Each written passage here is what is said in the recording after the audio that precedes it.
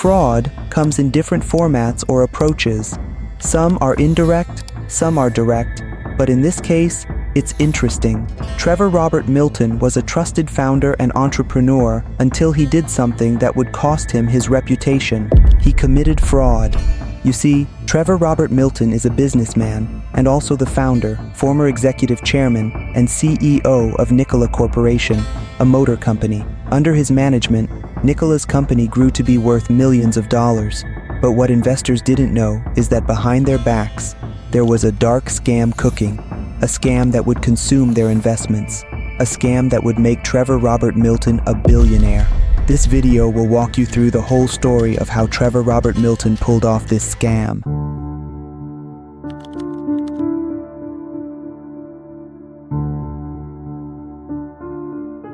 Trevor Robert Milton was born on April 6, 1982, in Layton, Utah, in the United States of America. His father is William Milton, while his mother is Sally Gwynn Hunt Milton, a realtor. Trevor Robert Milton has 3 siblings, a brother and 3 sisters.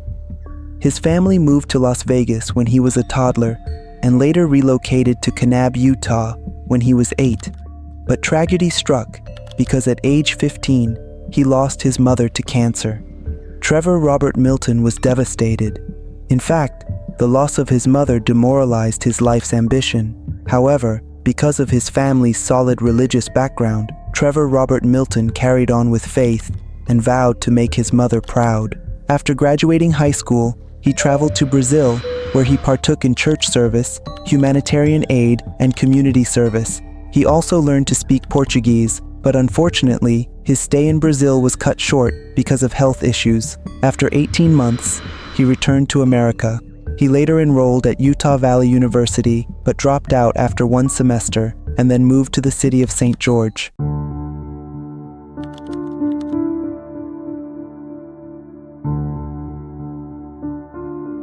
After leaving college, Milton started an alarm sales company called St. George Security and Alarm, but to him, this isn't what he wanted to do. You see, Milton has always had his eyes on running a vehicle company. In fact, it was a huge dream for him to own a car company one day. So, he eventually exited the alarm sales business and pursued his dream. After some trial and error, he eventually founded an alternative energy vehicle company called D-Hybrid. This car company replaced commercial trucks with engines that could run on natural gas instead of diesel. At first, investors were interested in his company, but disputes erupted. Investors weren't too confident in his company and saw it as a waste of time. This eventually led to the termination of the D-Hybrid car company, and in 2012, Milton launched D-Hybrid Systems. This company focused on natural gas storage systems for heavy-duty trucks, but it was later acquired by Worthington Industries. In 2015, Milton founded Blugentech Company, but later changed the company's name to Nikola Motor Company. Inspired by Nikola Tesla, Milton aimed to revolutionize the commercial trucking industry by developing hydrogen electric and battery electric semi-trucks to provide sustainable and zero-emission alternatives to traditional diesel-powered vehicles. Milton served as the CEO in Nikola's early years and went ahead to introduce several prototype models, including the Nikola One, a hydrogen electric semi-truck designed for long-haul transportation. The company later expanded its lineup to include models such as the Nikola Two, targeted at regional transport, and the Nikola Tre,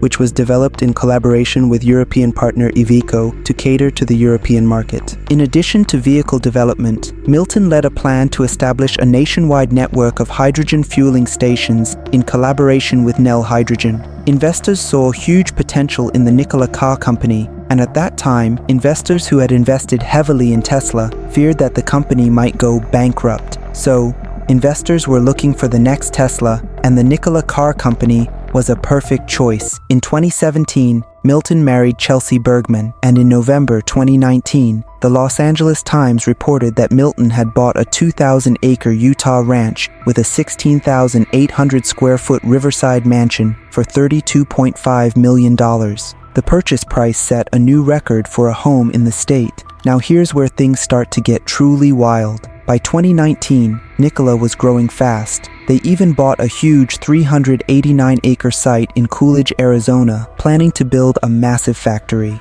Investors were paying attention. The company wasn't turning big profits yet, but the idea of what it could become was enough. But then came 2020. Instead of going public the usual way, Nikola merged with a SPAC, a special purpose acquisition company called VectoIQ. After that deal, on June 4, 2020, Nikola's shares began trading on the Nasdaq under the symbol NKLA, and suddenly, investors, from big institutions to everyday people, were pouring money in. And in just 5 days, the stock price more than doubled, and at one point, Nikola was valued at around $30 billion, even more than old-school giants like Ford. That's unheard of for a company that had never sold many trucks. Milton was everywhere: social media, TV interviews, podcasts. He wasn't shy about promising a revolutionary future, but there was a hidden problem. Many of the claims he made about how ready the technology was weren't exactly true, and people were starting to whisper about it.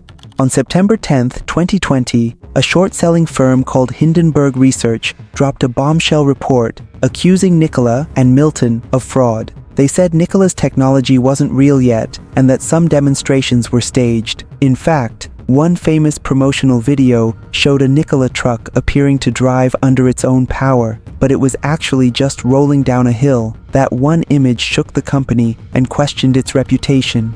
And just like that, the stock cratered. The company's credibility was in question, and regulators were paying attention. By September 20th, 2020, Milton resigned as executive chairman. It was supposed to calm the storm, but it didn't end there. Investigators from both the U.S. Securities and Exchange Commission and the Department of Justice began looking into what really happened. Investigations started. In December 2021, Nikola agreed to pay $125 million to settle civil charges from the Securities and Exchange Commission. The settlement said the company had misled investors about key things, like how advanced their technology really was, or whether they had enough orders and fuel infrastructure to support their claims. But the settlement was civil, not criminal, and many still questioned whether that was enough.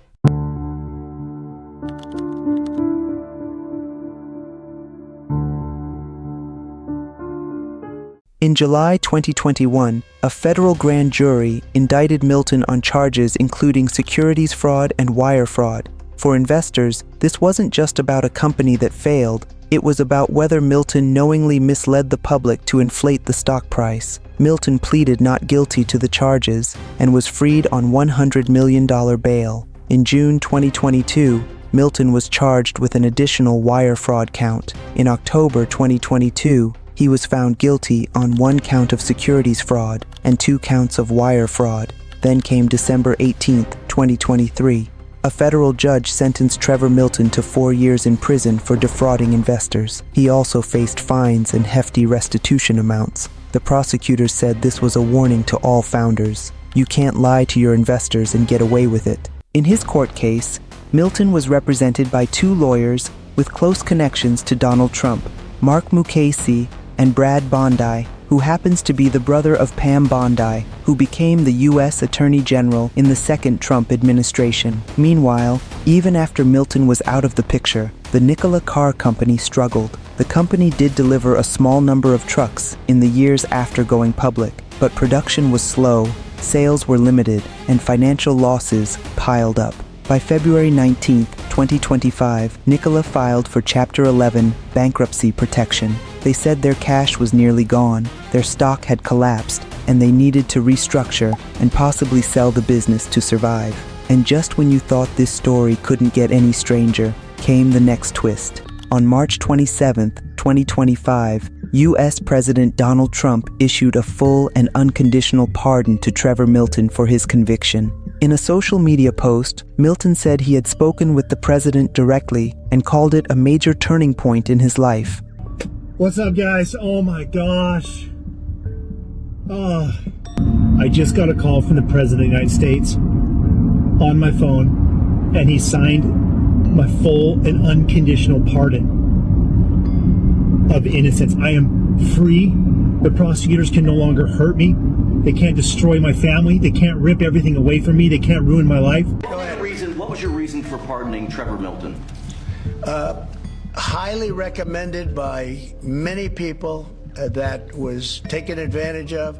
He did a business deal like in Utah, as I have it, and I think he was exonerated. Supporters of the pardon said it proved he had been treated unfairly. Critics called it controversial, especially because the pardon wiped out the prison sentence and blocked restitution orders that were meant to compensate investors. Now, it's important you should know that a month prior to the 2024 presidential election, Milton and his wife donated more than $1.8 million to a fund supporting Donald Trump's re-election. Could that be the reason for his pardon? This was the question in the minds of many. They say it was very unfair, and they say the thing that he did wrong was he was one of the first people that supported a gentleman named Donald Trump for president. As a result of the pardon, Milton will not need to compensate Nikola shareholders who had lost tens of millions of dollars. And this was how Milton walked out of his own mess without facing the law.